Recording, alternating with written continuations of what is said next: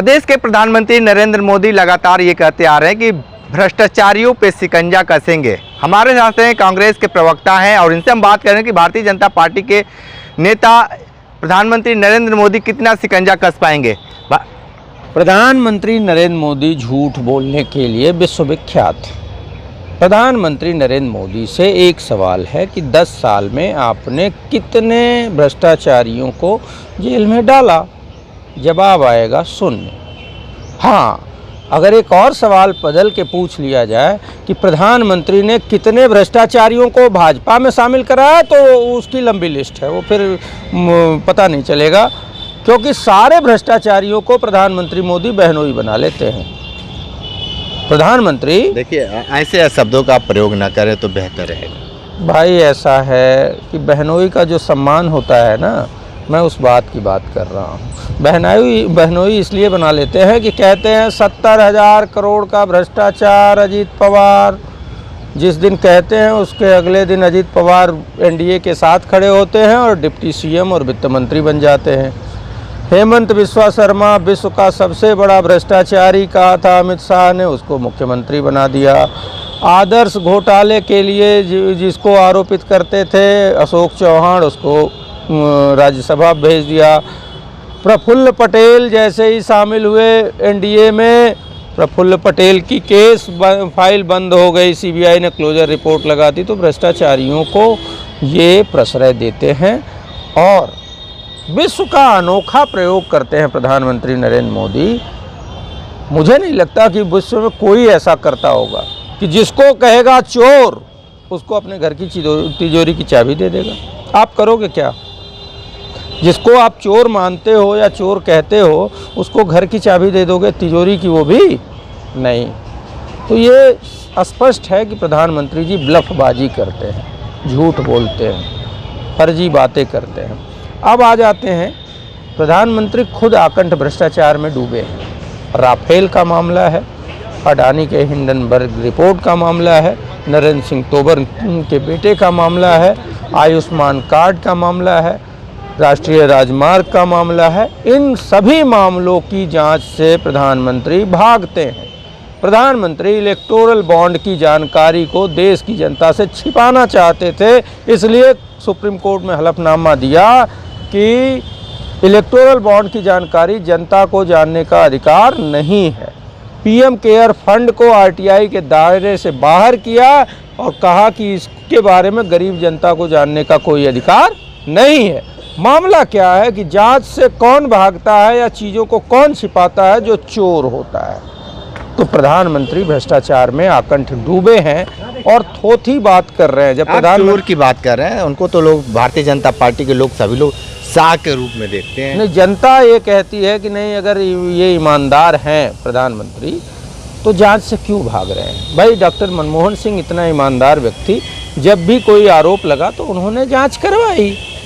प्रधानमंत्री मोदी अपने आप को अपने मुंह से ही कहते हैं मैं ईमानदार।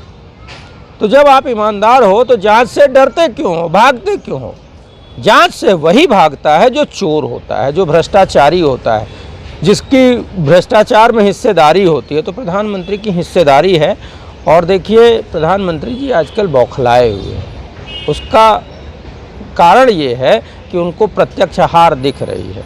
तो उनको हार से तो डर लग ही रहा है, उससे बड़ा डर इस बात का है कि राहुल गांधी ने कहा कि सरकार बदलेगी तो मैं हर मामले की जरूर जांच कराऊंगा और कार्रवाई होगी। तो उनको हार से बड़ा डर लग रहा है जेल जाने का और इनके भ्रष्टाचार के जांच का। तो प्रधानमंत्री जी देश को झूठ बोल रहे हैं कि हम भ्रष्टाचारियों को, भारतीय जनता पार्टी जो है वो भ्रष्टाचारी जुटाओ पार्टी बन चुकी है। तो भ्रष्टाचारियों को इकट्ठा कर रहे हैं और उनसे हिस्सेदारी ले रहे हैं।